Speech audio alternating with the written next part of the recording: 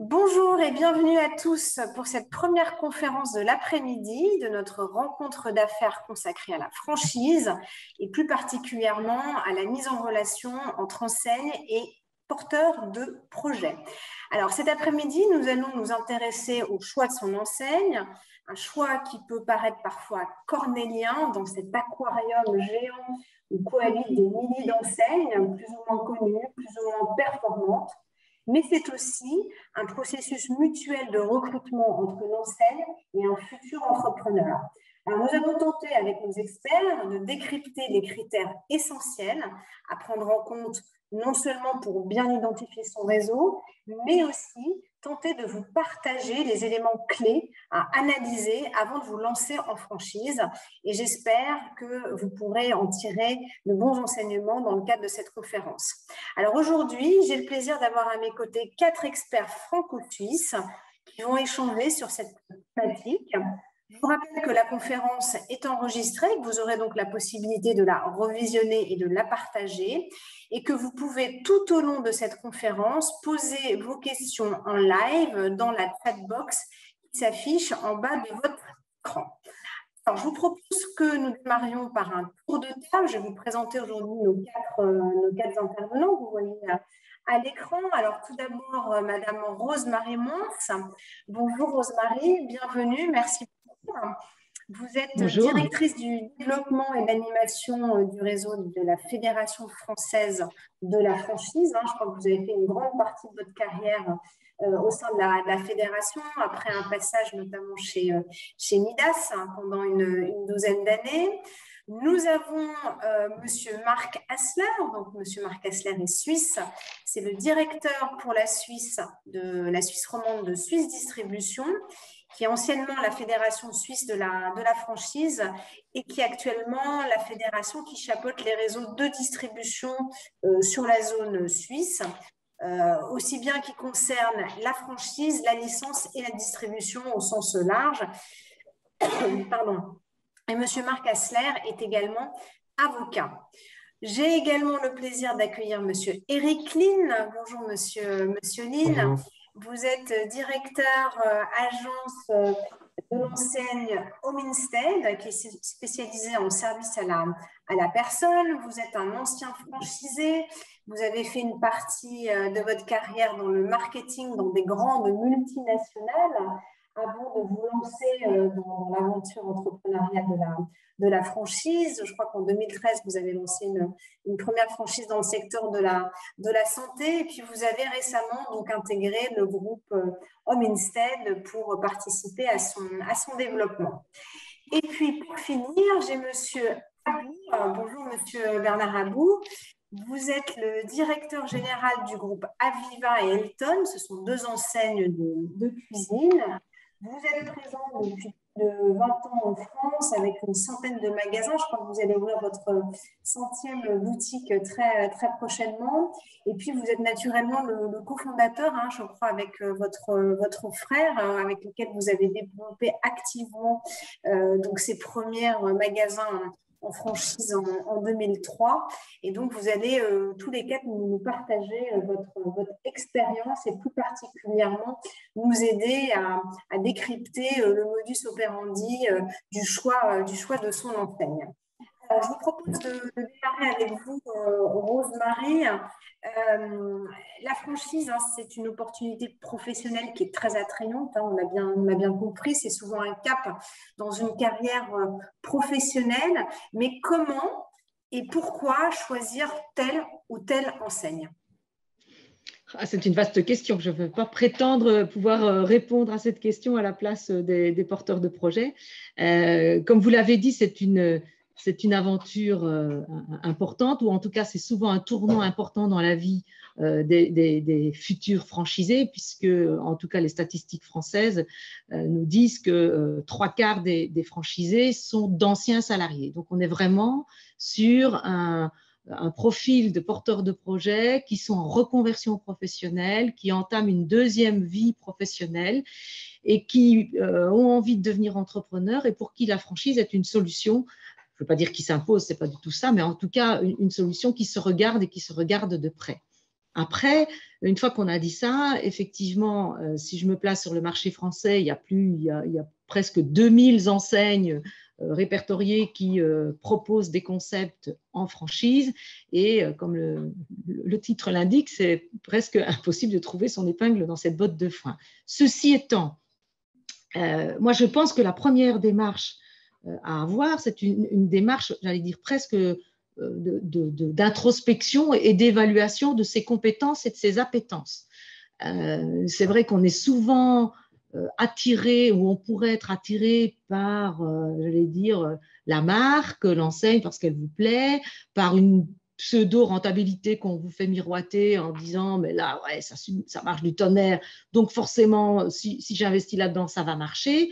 Moi, je dirais attention, réfléchissez à ce que vous avez envie de faire, au secteur d'activité qui vous plaît. Je pense que ça, c'est la première des choses à faire, à évaluer ses compétences et se dire mes compétences que j'ai acquises dans un secteur d'activité X ou Y de par mon expérience professionnelle précédente, dans quel autre secteur d'activité je peux les mettre à profit, parce que évidemment, la franchise, elle permet, on y reviendra peut-être, à des gens qui n'ont pas de compétences techniques ou peu de compétences techniques dans un secteur d'activité d'y aller quand même, parce que c'est ça aussi la vertu de la franchise, c'est que le franchiseur est là pour accompagner, pour former. Ceci étant, il faut quand même avoir envie de faire ce qu'on veut faire. Pour donner un exemple qui est peut-être un peu gros, ou une ficelle qui a été un peu grosse, mais si vous êtes végétarien, vous n'allez pas investir dans de la restauration où on ne vend que de la viande. Parce que vous allez dire, ah ouais, c'est super rentable, mais oui, mais vous allez le faire 6 mois, 1 an, 2 ans, et au bout du compte, vous allez dire, j'en peux plus, c'est pas mon truc. Et donc, la rentabilité, elle ne sera pas là non plus parce que vous n'aimerez pas ce que vous faites. Alors, après, on peut se dire, oui, d'accord, mais il faut quand même que ce soit rentable. Oui, bien entendu, il faut que ce soit rentable. Et là aussi, on peut se poser la question de ce que ça veut dire la rentabilité, et tout le monde n'a pas la même réponse. Quel est le niveau de rentabilité qui me va bien? Et effectivement, il peut y avoir des activités ou des réseaux qui offrent des retours sur investissement beaucoup plus rapides que d'autres, mais ça dépend ce qu'on cherche. Donc, je pense que l'introspection, l'autodiagnostic, de se dire qu'est-ce que j'ai envie de faire, dans quoi j'ai envie de m'investir, parce que c'est une vraie aventure, j'allais dire humaine, dans laquelle on emmène beaucoup de monde et notamment sa famille. C'est essentiel. En quoi je vais pouvoir être utile et dans quoi je vais un peu m'épanouir. Et puis chercher effectivement le secteur d'activité. Et puis une fois qu'on a les secteurs d'activité, et on les a pas, on peut en avoir plusieurs, on peut faire un premier tri. Et à ce moment-là, si on pense que la franchise, c'est le bon système, on va commencer à regarder les enseignes qui se trouvent dans ce secteur d'activité et d'en choisir quelques-unes, de les comparer, de rencontrer les franchiseurs, de rencontrer les franchisés et d'affiner un peu comme ça son choix avant de tomber sur le franchiseur qui semble être celui, en tout cas, avec lequel on a envie de travailler. Et je terminerai peut-être cette première intervention en disant, n'oubliez pas que c'est un choix mutuel. Bien entendu, le franchisé va faire ce travail un peu de sélection et d'approche, mais le franchiseur fait la même chose de son côté. Et donc, il faut que les deux se plaisent, il faut que les deux s'entendent. Il faut qu'il y ait une forme de partage de valeurs pour que ça fonctionne. Et là aussi, vous pouvez avoir des franchisés ou des candidats à la franchise qui sont tout feu, tout flamme pour rentrer dans un réseau en disant oui, là, non, mais c'est absolument ça qu'il faut que je fasse. Moi, ça m'est arrivé dans mon travail précédent où je recrutais des franchisés. Et je disais, mais non, c'est toujours très délicat, mais de dire non à un candidat, et peut-être que les franchiseurs nous le diront, mais je ne vous vois pas fonctionner chez nous, ça ne va pas marcher. Enfin, en tout cas, moi, j'ai un doute. Donc, quand il y a un doute, il n'y a pas de doute, il paraît. Donc, voilà. Donc, ce choix mutuel, il est aussi important parce que c'est une relation de partenariat qu'on est en train de conclure et il faut que ça fonctionne et qu'on soit tous les deux sur la même longueur d'onde, en tout cas au maximum. Oui, ça c'est fondamental pour la pérennité de la relation, effectivement, et puis cette rencontre qui est effectivement essentielle entre l'enseigne et le futur candidat.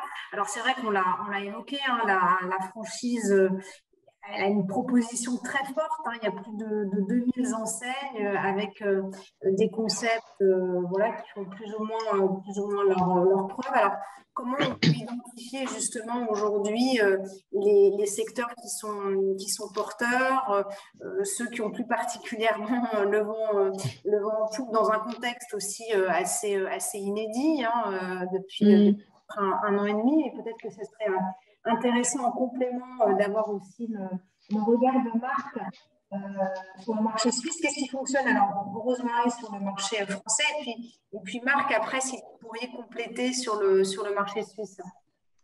Oui, alors effectivement, merci Claire. Je pense que dans la continuité de ce que Madame Moise vient d'évoquer, donc effectivement, lorsque le franchisé, disons, futur franchisé a fait son choix du secteur d'activité sur lequel il souhaite porter son attention, il y a effectivement, d'une part, il faut choisir effectivement avec soin des marchés qui sont plutôt porteurs. Alors là, lorsque vous évoquez les marchés porteurs en Suisse, c'est assez difficile de donner une réponse univoque parce que finalement, il y a les marchés traditionnels que sont la restauration, la coiffure, les services aux personnes je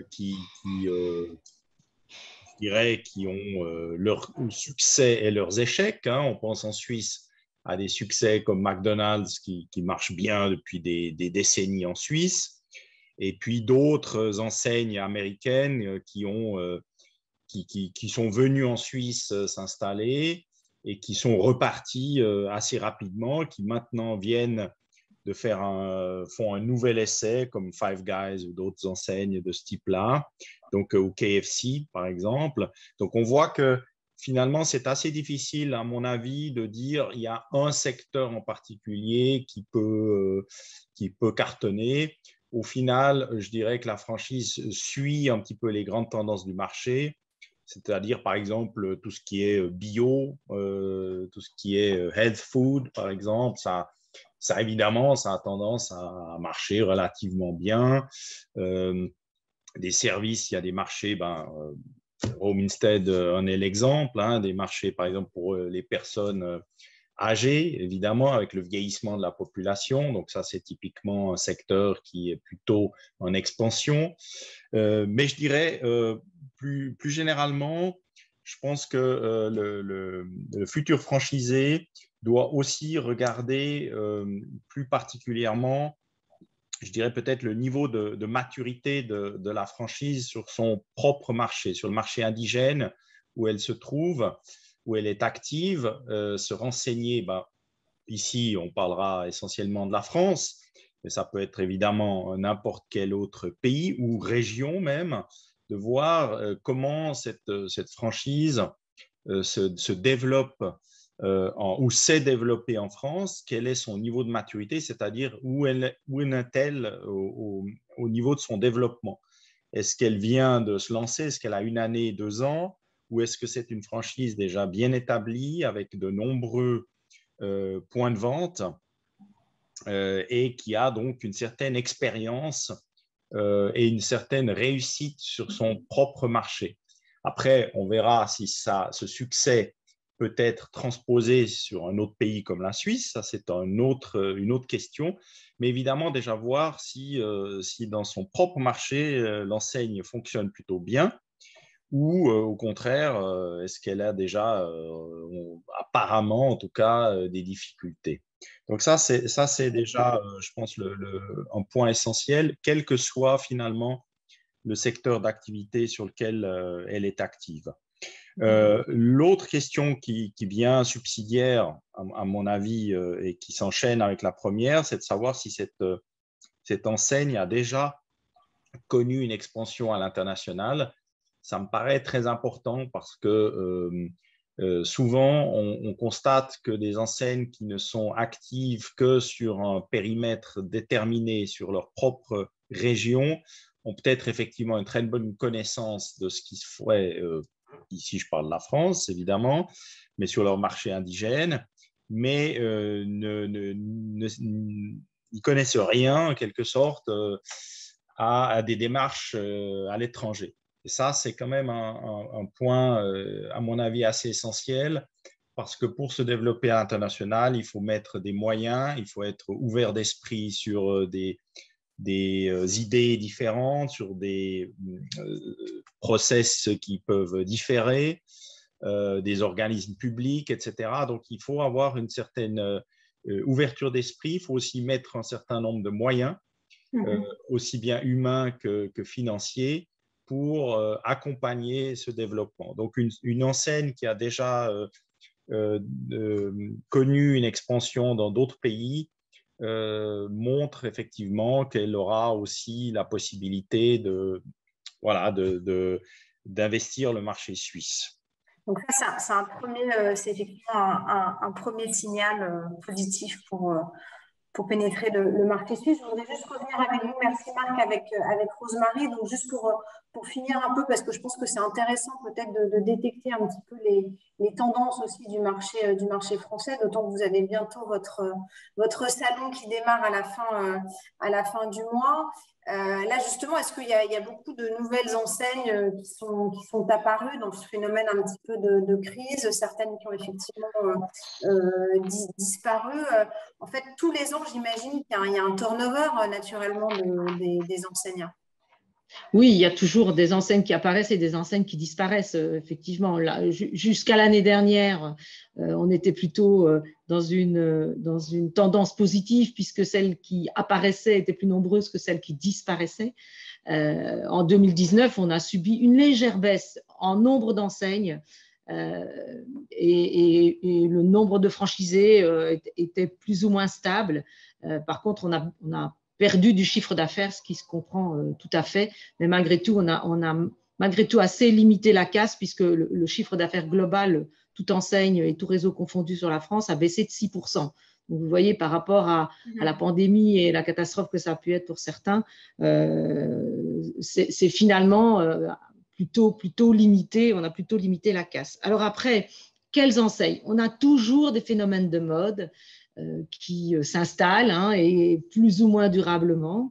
Mon sentiment, c'est que si c'est de la mode, il faut peut-être attendre un peu, il faut voir sur quoi est basé ce nouveau concept qui se lance. Est-ce que c'est quelque chose d'éphémère qui surfe sur une vague nouvelle et un marché nouveau, mais qui n'est pas encore inscrit dans le temps, en fait,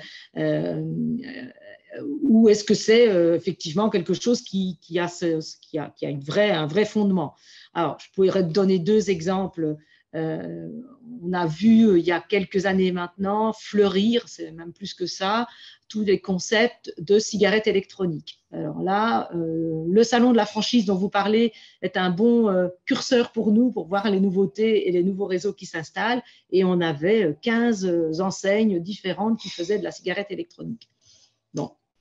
Aujourd'hui, il doit en rester 2. Parce qu'il n'y a pas de place sur le marché pour ça, et que voilà, tout le monde s'est engouffré dans la brèche, et au bout du compte, ça ne s'inscrivait pas dans la durée, et comme disait Marc, il faut que ça s'inscrive dans la durée. Donc voilà. Après, aujourd'hui, on voit fleurir tout ce qui est produit dérivé du cannabis. Bon, j'avais une conversation avec une personne qui doit assister à la réunion juste avant, qui voulait se lancer là-dedans. OK. Bon, ça a été légiféré, on peut commercialiser certains produits. Bon, il faut faire attention quand même parce que c'est neuf et je ne sais pas comment ça va évoluer.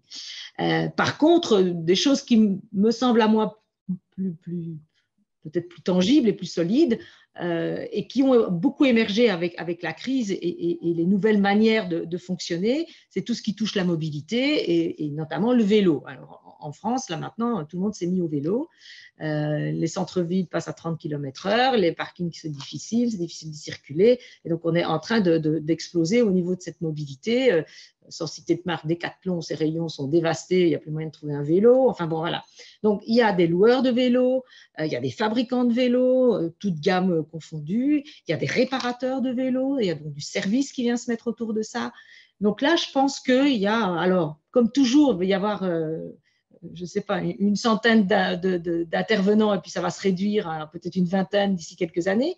Mais voilà. Donc, oui, des allers-retours comme ça, il y en a. Et puis après, il y a les valeurs sûres. Enfin, quand je dis les valeurs sûres, maintenant qu'on peut qualifier de valeurs sûres, le service à la personne, c'est une valeur sûre et ça ne va pas s'arrêter parce que la population vieillit. Si on considère que si on prend ce service-là à la personne ou le maintien à domicile des personnes âgées, avec des services complémentaires qu'on va amener parce que l'État le veut aussi, l'État est derrière français pour favoriser ce genre de choses et qu'il n'y a pas de raison que ça change.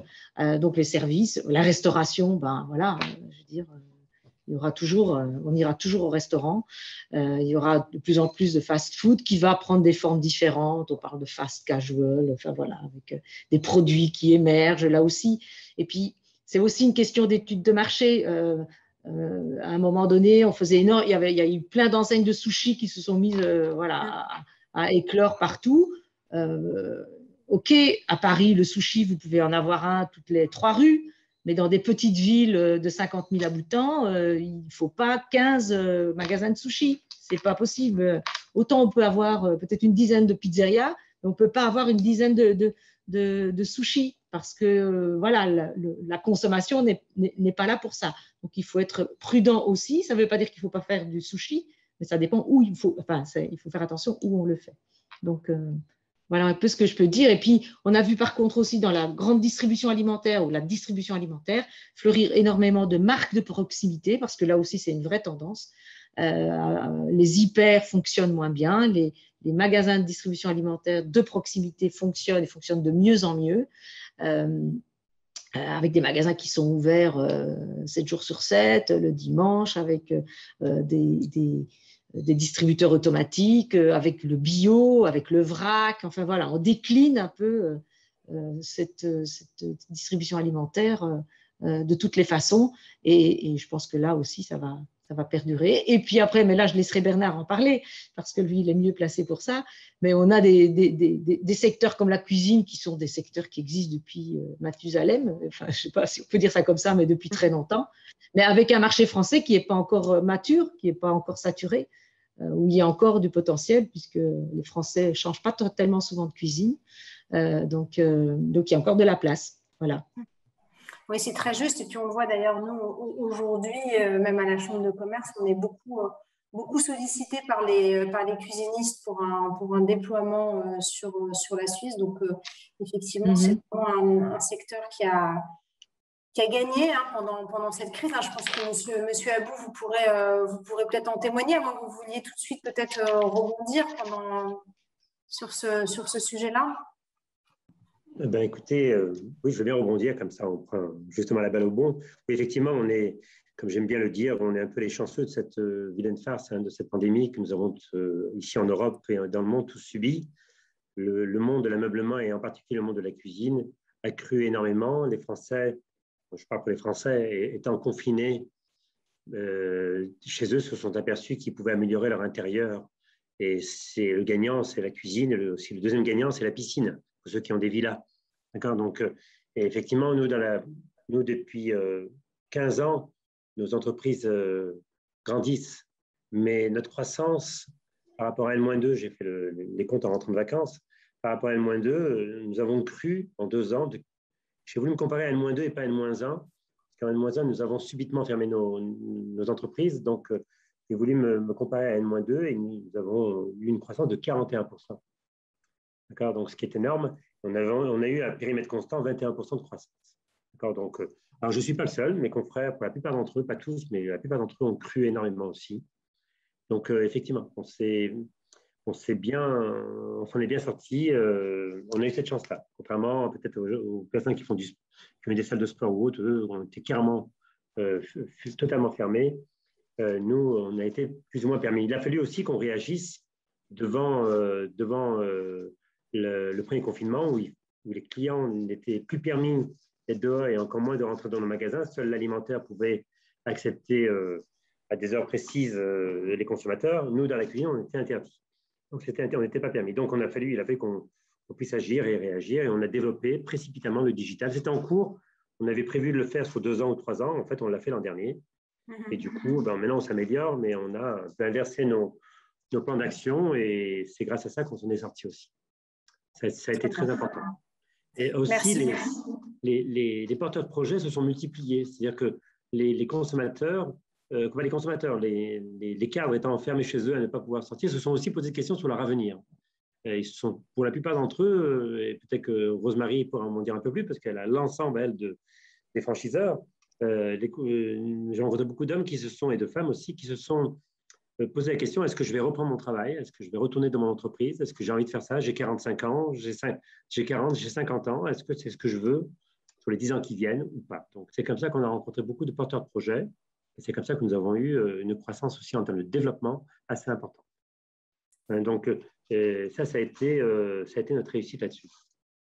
Très bien, merci beaucoup. Est-ce que monsieur Nil, justement, vous aussi qui faites partie qui avez la chance d'appartenir à des secteurs voilà, qui font partie des valeurs sûres, vous aussi, vous avez observé les mêmes tendances?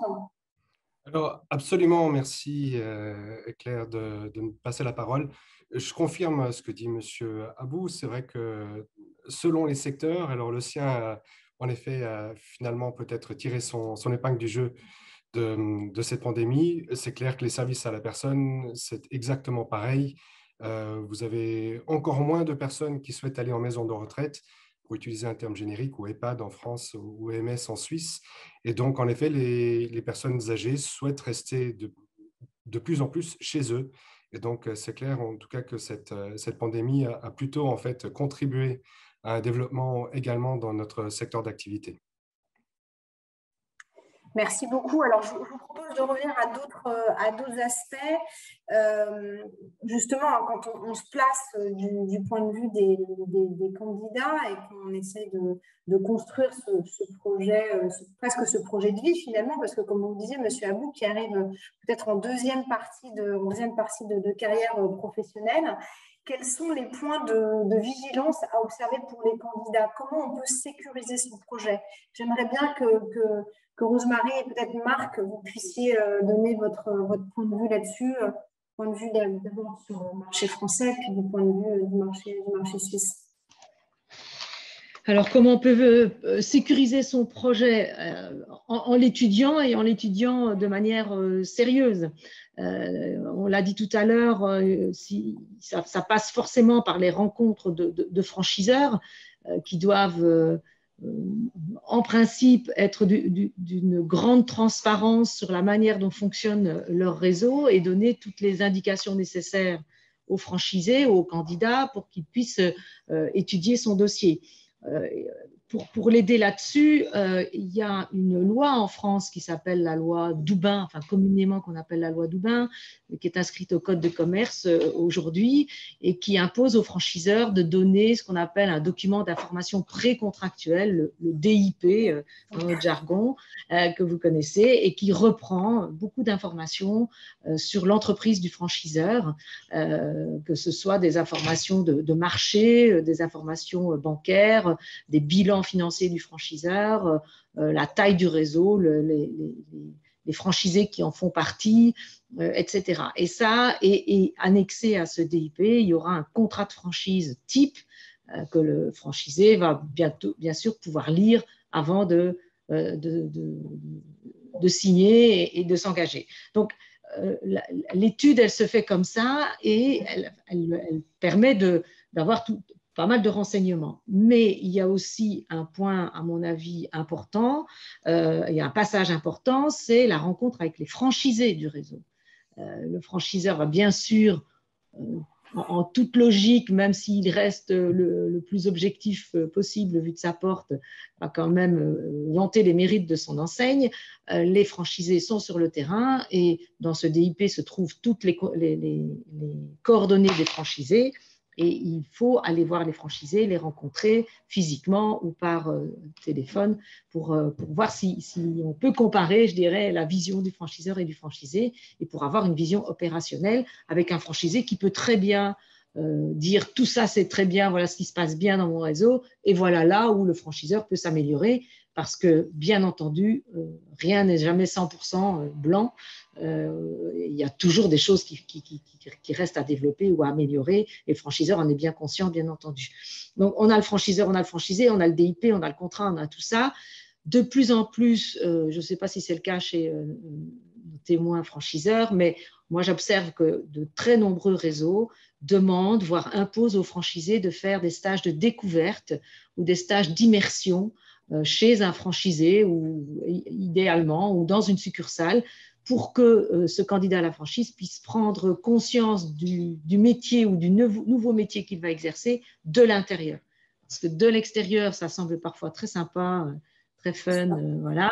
Et puis, quand on y est, on se dit, ah bah oui, mais il faut quand même se lever à 5 heures du mat, et puis il faut quand même que je ferme le magasin, il ferme à 20 heures, et puis j'ai encore 1 heure derrière, et puis je suis ouvert toute la journée, et puis je suis ouvert les jours fériés. Enfin bon, voilà, il peut y avoir plein de contraintes qu'on ne voit pas peut-être ou qu'on ne veut pas voir au départ parce qu'on a très envie de cette enseigne-là. Donc, le fait d'aller vivre ma vie de franchisé, voilà, permet d'identifier tout ça. Donc, voilà comment on fait pour se sécuriser un peu son investissement et son choix. Et comme je le disais tout à l'heure, si on a des doutes, il ne faut pas y aller. Si le franchiseur ne répond pas de manière ouverte aux questions, qu'il reste des zones d'ombre et que le candidat sent bien qu'il n'y a pas moyen d'avoir les bons renseignements, ben peut-être que c'est pas le bon, voilà, c'est peut-être pas le bon choix. Le bon projet. Mais pour le projet, il faut prendre son temps et on peut aller voir plusieurs enseignes, plusieurs franchiseurs, on fait des comparatifs et puis après, vous savez, beaucoup de franchisés disent ok, je me suis fixé sur les services à la personne parce que je sais c'est ça que je vais faire, ou la cuisine, on peut prendre n'importe quel exemple. Et puis j'ai rencontré au salon de la franchise plusieurs franchiseurs qui grosso modo, j'allais dire, proposent à peu près un concept qui se ressemble quelque part. Et puis ils ont dit, ben non, mais c'est avec lui que je veux faire.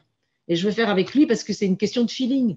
C'est une question d'hommes et de femmes, c'est une question de manière de présenter les choses, de discuter, c'est une question de valeur.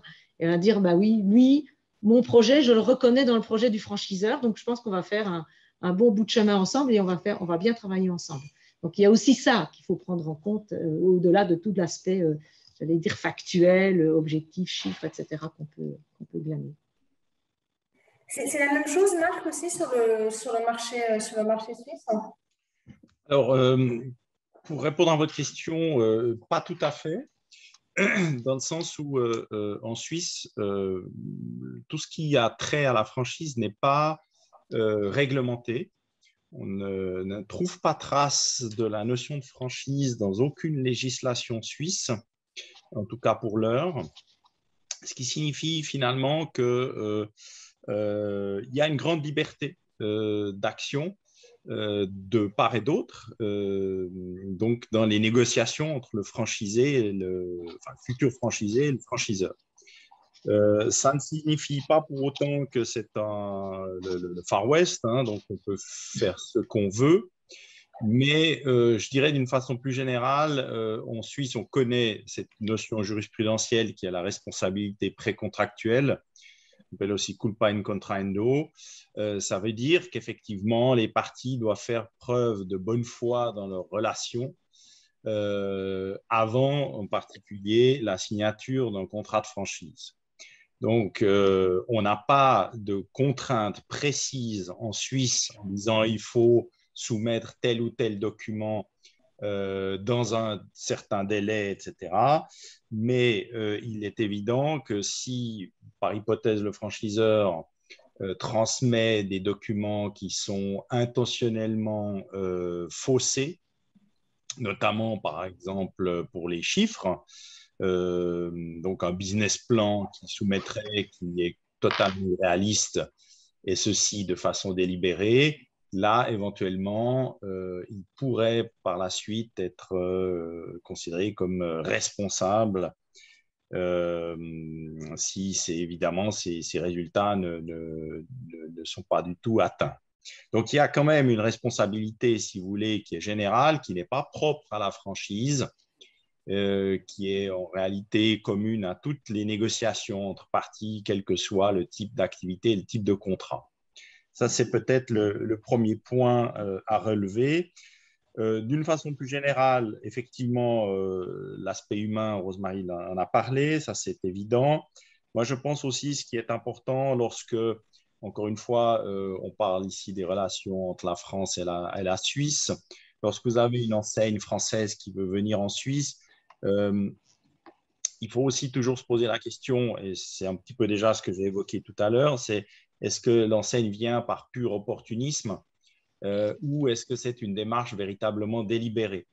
J'ai rencontré, que ce soit d'ailleurs en Suisse ou dans d'autres pays, des franchises qui me disent « Ah, mais j'ai un franchisé en Nouvelle-Zélande parce que par hasard, il nous a approchés et puis on a dit, bon, pourquoi pas aller là-bas. » Alors, ce n'est pas forcément quelque chose qui est négatif, mais ça montre simplement que finalement, il n'y a pas une véritable volonté de la part du franchiseur de faire une expansion. Encore une fois, ne met pas en place une structure, les instruments nécessaires à une réussite à l'étranger. Donc, les risques à ce moment-là me paraissent beaucoup plus importants lorsque le franchiseur dit « Ah ben oui, pourquoi pas, on pourrait peut-être aller à Zurich, même si on n'a aucune idée du marché suisse, on ne sait pas comment il fonctionne, on ne maîtrise absolument pas la langue, etc. » Ça me paraît quand même plus risqué que si vous avez en face de vous un franchiseur qui vous dit, ben voilà, nous, on a décidé d'investir le marché suisse. D'accord. Alors, juste peut-être pour finir un petit peu sur ces aspects-là et aussi les spécificités du marché suisse, un candidat français qui souhaite développer son enseigne sur le marché suisse, voilà, j'imagine qu'il y a quand même une procédure à suivre, notamment sur le plan administratif, le permis de travail, tous ces aspects-là, parce qu'effectivement, la Suisse ne fait pas partie de l'Union européenne, on n'a pas la même monnaie, on n'a pas la même réglementation. Et puis aussi par rapport je dirais, au sujet qu'on va travailler, aux thèmes, aux produits qu'on va aussi importer, aux métiers aussi qu'on va exercer. Là aussi, il faut prévoir une homologation des compétences. Alors oui, effectivement, ça c'est un point extrêmement important, c'est que selon le secteur d'activité sur lequel vous vous engagez, effectivement, vous devez considérer que la Suisse n'étant pas partie de l'Union européenne, il y a potentiellement des taxes douanières, des restrictions à l'importation, des besoins d'homologation qui peuvent se présenter, notamment par exemple dans tous les produits phytosanitaires, même pharmaceutiques. Des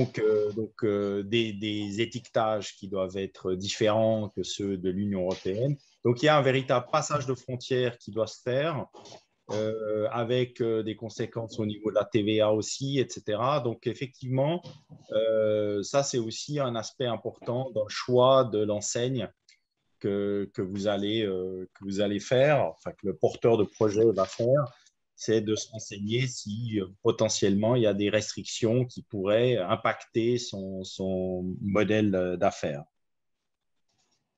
Très bien. Alors, je vous propose de nous tourner un peu plus maintenant sur les côtés des enseignes. Alors, on voit qu'il y a énormément d'enseignes. Donc, comment sortir un petit peu du lot? Comment attirer les candidats? Comment vous aussi émerger dans ce contexte-là? Comment vous, M. Abou et M. Lynn, vous allez recruter et attirer les candidats? Alors, je commence si… Voilà. Merci, oui. Merci. Écoutez, je crois que Rosemary Moins l'a très bien résumé tout à l'heure, dans le sens où il faut trouver une affinité avec un franchiseur. C'est vraiment une histoire de personne. Je suis 100% d'accord avec cela. Je dirais même qu'il faut pouvoir s'identifier avec les valeurs de la marque et du produit ou du service du franchiseur. Et donc, c'est vrai que de notre côté, on met tout en place pour essayer de créer justement des liens, de rencontrer des gens. Et parfois, c'est vrai qu'on les rencontre pas du tout dans les milieux auxquels on pourrait s'attendre. Finalement, c'est vraiment simplement par connaissance croisée qu'on va entendre parler de quelqu'un qui se remet en question. Je crois que M. Abou aussi parlait du fait, le nombre de cadres qui se sont remis en question pendant le confinement. Je suis absolument d'accord avec cela aussi. C'est vrai que pour nous, on a eu beaucoup de demandes de personnes, en effet, qui se disaient finalement, si je veux me mettre à mon compte, pourquoi pas le faire dans le domaine de la franchise qui quand même comporte bien moins de risques que de devoir se lancer tout seul dans un domaine donné, et puis de le faire avec des gens qui ont déjà de l'expérience dans un certain domaine. Donc, c'est vrai que c'est beaucoup de hasard, mais en effet, il faut vraiment pouvoir s'identifier. Ça, je crois que c'est vraiment le nerf de la guerre. Ça va dans les deux sens. C'est vrai qu'il faut vraiment qu'il y ait le bon feeling. Pour nous, on a eu beaucoup de candidats très intéressés qui sont arrivés avec le financement pour lancer des projets. Par contre, on voyait que finalement, l'intérêt d'améliorer la qualité de vie des personnes âgées à domicile, la mission de pouvoir leur permettre de rester à domicile le plus longtemps possible, ce n'était pas vraiment au sommet de leur intérêt. Ils étaient vraiment venus dans un but purement économique et ça ne nous intéresse absolument pas. Et au contraire, on a eu énormément de candidats qui étaient très intéressés à se lancer, qui avaient le bon profil, le bon cœur, on va dire, chez nous, mais qui n'avaient pas forcément l'argent pour le faire. Donc, c'est vrai qu'on a un petit peu changé notre modèle aujourd'hui de développement avec des franchises plus light qui nous permettent d'attirer des personnes avec le bon financement et le bon cœur. Merci beaucoup. Monsieur Abou, si vous aussi, alors quelle est un petit peu, vous, de votre côté, votre méthodologie, comment vous attirez justement ces candidats et essayer de trouver que le matchmaking opère? Je vais rejoindre ce qu'a dit bien sûr Rosemary, puis ensuite Eric Lynn. C'est bien sûr une affaire de personnes. Chez nous, ce n'est pas tant les études qu'on a pu faire avant ou l'expérience qu'on a pu faire avant. Chez nous, ce qui est important, c'est qu'un franchisé ou un futur franchisé puisse aimer les clients. Quand on vend de la cuisine, on vend de la cuisine à des particuliers, vous en êtes d'ailleurs, vous avez certainement acheté des cuisines dans votre vie, et il faut avoir des hommes ou des femmes, non seulement qu'ils aient un savoir-faire, mais pour cela, nous avons une Aviva Academy et on forme très bien nos franchisés et leurs vendeurs, leur équipe, mais il faut aimer les clients. Un homme qui n'aime pas, qui se dévoile pas à vouloir servir de la clientèle, il ne faut pas qu'il fasse ce métier chez nous. Donc moi, là où j'ai pas beaucoup de vices dans la vie, mais si j'en ai un, c'est celui-ci, c'est pour ne pas me tromper, pour ne pas tromper aussi ce prospect à la franchise. Et bien sûr, si on est là pour aussi gagner de l'argent, bien sûr, c'est même c'est pas prioritaire, c'est une finalité que de gagner de l'argent. Et bien sûr, dans le modèle, dans notre business plan, on gagne de l'argent. On en gagne même beaucoup, puisqu'on a un EBE à 6 chiffres.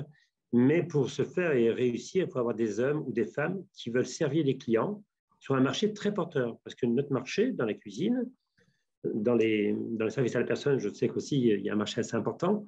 Mais dans la cuisine, vous avez ici, en tous les cas pour la France, un marché extrêmement porteur, puisque seulement 60% des ménages sont équipés en France, qui est très faible par rapport comparé à l'Europe. Donc, le marché est devant nous. Et s'il y a beaucoup de concurrence, c'est parce qu'il y a un marché important. Mais il faut savoir le prendre. Pour savoir le prendre, il faut aimer les clients. Il faut aimer diriger des équipes de vente et leur donner de la motivation. Le reste, c'est du savoir-faire. Le savoir-faire, nous l'avons. Et on le transmet et on s'éduque à vérifier que la transmission se fait au jour le jour, quand il y a des nouveaux, quand il y a des gens partants et qui sont remplacés par d'autres vendeurs, qu'on puisse vérifier à chaque fois que la transmission est faite. Mais la transmission, on l'a prouvé sur le marché, on l'éprouve même, mais c'est sur quoi je m'attelle. Tout à l'heure, Rosemary a parlé d'immersion. Alors, c'est une chose que j'avais mis en place chez nous, que nous avions mis en place chez nous il y a une dizaine d'années sans trop l'exécuter. Mais là, depuis justement le confinement, où on a eu un peu plus de monde qui nous demandait absolument à avoir des secteurs, on a même eu des fois plusieurs franchisés qui voulaient le même secteur, donc c'était un petit peu compliqué.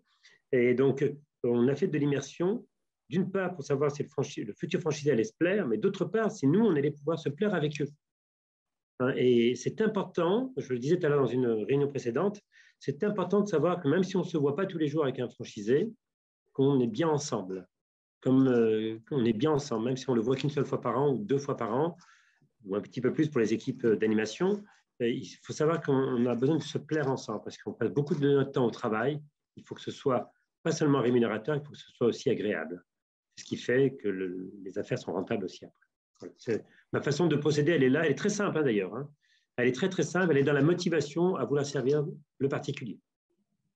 Alors, comment générer un maximum de candidatures? Comment vous arrivez à avoir de la visibilité justement sur ce marché-là et aller vraiment attirer, drainer, capter des candidats qui vont faire la différence naturellement et qui vont effectivement participer au projet de votre entreprise? Alors, je garde la parole, hein, c'est ça? Je garde Oui, la parole? Oui. Eric, Je garde un peu la parole. Donc, les process sont assez simples. D'abord, les salons, je dirais plutôt le salon de la franchise, il n'y en a qu'un seul. Rosemary l'a dit tout à l'heure, c'est le meilleur qui soit. C'est le seul qui soit valable. Donc, ça, c'est le premier. Je le fais. C'est un rendez-vous que j'ai depuis 14 ans maintenant. C'est important d'y être parce que quand on n'y est pas, ça veut dire qu'on n'existe pas pour moi. Donc, même si des fois, on n'a pas forcément les prospects attendus, on a quand même le besoin d'être vu par les prospects à la franchise et par nos confrères aussi.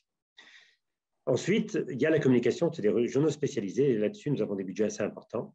Et on est sur tous les supports qui soient et qui nous permettent d'avoir du lead. Enfin, nous développons ça maintenant depuis cette année, depuis un an. On développe les webinaires, on en fait un ici. Et on en a fait 3 ou 4 cette année, je ne sais plus, peut-être 4, nous en avons fait. C'est nouveau chez nous. Et ça nous plaît. Bon, mis à part qu'on parle à des écrans, que c'est virtuel, on voit quand même des visages. Et on ne voit pas le parterre de personnes qui peuvent nous entendre. En tout cas, on a des retours dessus qui sont assez intéressants. Et on développe, et nous allons développer fortement après le salon de la franchise, les cabinets d'outplacement. Parce que justement, là-bas sont les cadres, là-bas sont les gens qui se posent des questions et nous allons aller, en tout cas, si ce n'est les chercher, porter la bonne parole, et puis on verra bien si notre légion est épousée ou pas. Mais en tout cas, c'est ce que nous comptons faire. On a commencé à faire, qu'on a stoppé justement compte tenu de la période vécue, mais qu'on va reprendre dès l'automne, qui est tout de suite là, quoi, dès octobre. Et côté suisse, je dois dire qu'on a moins d'outils, malheureusement, que la France. C'est vrai qu'on n'a pas un salon de la franchise encore. D'ailleurs, les Suisses viennent à Paris pour cela. Et sinon, du côté presse spécialisée non plus, finalement, on n'a pas de presse spécialisée aujourd'hui de la franchise pour la franchise en Suisse. Donc, c'est vrai qu'on ne peut pas vraiment atteindre des nouveaux candidats par ces secteurs-là. Donc, on a une approche beaucoup plus classique, en effet, par les cabinets de recrutement, même des chasseurs de tête, qui rencontrent des personnes qui sont en reconversion professionnelle et puis qui se posent des questions sur se mettre à leur compte. Donc, voilà, vraiment de façon assez classique, plus évidemment, en effet, comme je vous disais, des webinaires comme aujourd'hui. Voilà pourquoi on est là. Très bien. Et alors, quel est le coût d'acquisition d'un franchisé, hein?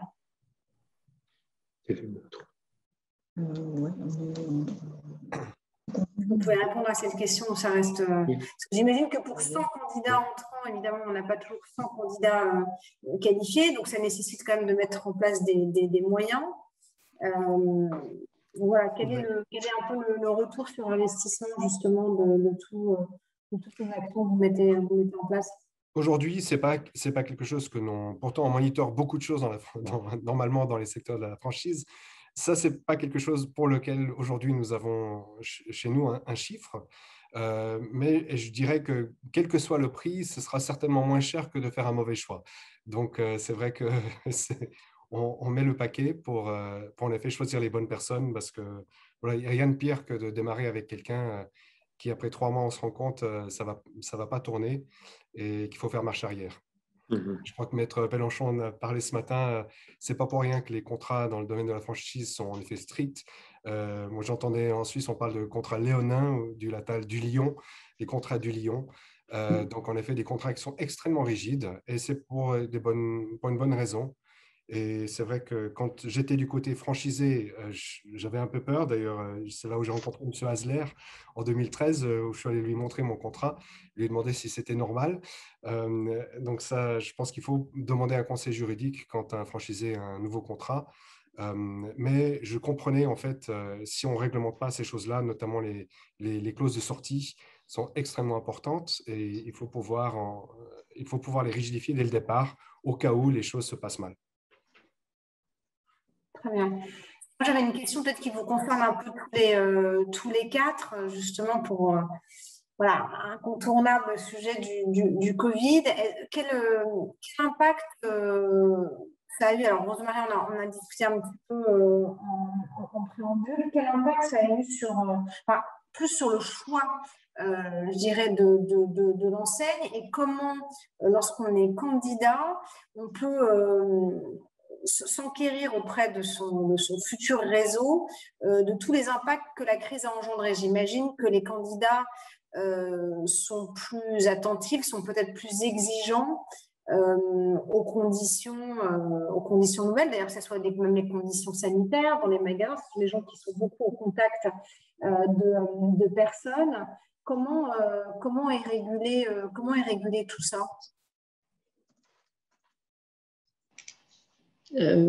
Alors, je ne suis pas sûre que les candidats soient plus exigeants. On subit un peu la situation telle qu'elle est avec la réglementation qu'on nous impose et qui change, j'allais dire, assez régulièrement. Donc, il faut bien s'adapter et puis le port du masque, les gestes barrières, si on revient là-dessus, ben voilà, ça s'impose partout et on n'a pas le choix et tout le monde y va. Alors, bon, nous, on a le pass sanitaire en plus, que certains restaurateurs dénoncent parce qu'ils ne veulent pas y aller, ils ne veulent pas le montrer, enfin, ils ne veulent pas vérifier ce genre de choses. Et, OK, mais bon, la législation, elle est là et les règles sont là. Comme on disait en préambule, je pense que, et comme le disait Bernard aussi, les franchiseurs, moi j'ai été vachement étonnée. Bien sûr, il y a eu le coup d'arrêt au mois de mars l'année dernière, qui a duré jusqu'au mois de mai, et puis après les choses ont quand même commencé à reprendre. Et donc, les projets qui étaient en cours, eh ben, ils ont fini par voir le jour à un moment donné. Donc, les franchisés ont finalement ouvert et il y a vraiment une demande importante de porteurs de projets vers la franchise pour se lancer dans l'entrepreneuriat. Donc, ça n'a pas cassé la dynamique, je ne pense pas, bien au contraire. Même sur des secteurs, si on reparle de la France, comme la restauration, qui ont été fermés pendant très très longtemps et qui n'ont réouvert vraiment que dans les derniers et encore petit à petit et pas directement comme ça. Mais n'empêche qu'on a quand même encore eu des ouvertures de restaurants, de fast-food, etc. À tel point que, bien sûr, c'est une question légitime, puisque même nous, sur le salon, on va faire une conférence là-dessus en disant, mais ouvrir en restauration post-Covid, est-ce que c'est vraiment une bonne idée? Voilà, il n'y a pas manqué on manque pas d'intervenants pour venir témoigner qu'eux, ils y croient, et ils ont continué à ouvrir, et encore, le marché se relance. En fait, il n'y a pas de raison que ça ne reparte pas. Là où je serais plus peut-être modérée dans mon propos, c'est au niveau des banques, parce que les banquiers, bien sûr, ils veulent bien prêter, mais veulent surtout qu'on les rembourse. Et donc, ils veulent s'assurer que le remboursement sera possible. Chez nous, en tout cas, un projet de financement, de création en franchise, le financement en propre, donc l'apport personnel, était toujours environ de 30% de l'investissement total. C'est un peu les chiffres qui circulent, c'est une moyenne, ça peut être parfois 28, mais ça peut être parfois 35 aussi, ça dépend du projet. Là maintenant, les banquiers vont être un petit peu plus gourmands d'une certaine manière en montant un peu cet apport personnel, en montant jusqu'à 40%, et puis en disant, mais oui, mais dans votre business plan, là, les 5 prochaines années, vous ne pouvez pas faire comme si l'année 2020 n'avait pas existé. Donc, il faut l'inclure quelque part dans vos prévisionnels. Et quand on fait des moyennes de chiffre d'affaires, ben, oui, il y a eu le Covid. Bien sûr, on peut dire s'il n'y avait pas eu le Covid, j'aurais fait ça, mais il y a eu le Covid. Donc, ça tempère un peu les ardeurs. Et je pense que, voilà, peut-être que ce sera plus compliqué de se faire financer ou il faudra plus de garanties qu'avant. Mais il reste en France, en tout cas, des aides qu'on peut obtenir de la région. On peut avoir des prêts d'honneur, on a des associations d'aide à la création d'entreprises qui aident les porteurs de projets à monter le projet, mais aussi à trouver des financements. Enfin voilà, il y a pas mal de choses qui existent malgré tout pour donner ce petit coup de pouce qui pourrait manquer. Très bien. Et justement, est-ce que vous avez observé que les candidats, selon vous, ils doivent se montrer plus méfiants? Est-ce qu'ils peuvent, en tout cas en Suisse, par exemple, exiger d'autres choses dues justement à ce changement avec le Covid de la part de leur franchiseur? Non, je pense effectivement, bon, il y a les règles générales qui s'appliquent Au niveau juridique, évidemment, lorsque le franchisé ne peut plus payer en raison de la crise, alors effectivement, est-ce que c'est un cas de force majeure au sens contractuel? Ça, évidemment, il faut examiner ce qui figure dans le contrat. Par exemple, si le franchisé n'est plus en mesure de payer sa redevance, hein, on pense à un restaurateur qui a fermé, bon, ben, évidemment que s'il doit continuer à s'acquitter des royalties, ça peut éventuellement le mettre en difficulté. Je crois que ce qu'on peut constater ici de façon assez positive, disons, en faveur de la franchise à nouveau, c'est qu'il reste dans l'intérêt, évidemment, du franchiseur de maintenir son réseau. Donc, on peut constater, en tout cas ici en Suisse, mais je pense que c'est partout la même chose, que les franchiseurs ont fait preuve de souplesse pour maintenir en vie leur franchisé. Et donc, que là aussi, un franchisé a plus de chances de survie, hein, ce qu'on répète à l'envi, mais il a plus de chances de survie qu'un restaurateur indépendant, par exemple. Donc ça, c'est quand même toujours important de le souligner. Les franchiseurs ont jusqu'à maintenant, indépendamment des règles juridiques liées à ces notions d'impossibilité ou de force majeure, etc., tendance à vouloir soutenir leurs franchisés en faisant des aménagements, en allégeant certaines ou repoussant certaines échéances, etc. Très bien, merci beaucoup. Je vois que l'heure tourne, on est quasiment à la fin de notre conférence. Donc, un grand merci à tous les quatre pour votre participation, vos contributions, vos témoignages. C'est toujours intéressant d'avoir ce double regard franco-suisse. Naturellement, si on avait d'autres questions ou d'autres sujets à évoquer, je me permettrai de donner vos coordonnées si vous êtes d'accord. Je rappelle évidemment que la conférence a été enregistrée, qu'il y aura un replay. Et puis, je vous souhaite à toutes et à tous une excellente continuation, une bonne après-midi. Poursuivez vos rendez-vous donc sur la plateforme pour justement voilà, bien choisir son enseigne et puis naturellement ses candidats. Très bon après-midi à toutes et à tous. À bientôt. Merci. Merci. Merci. Merci. Au revoir. Merci Au revoir. beaucoup. Merci bien. Au revoir. Au revoir.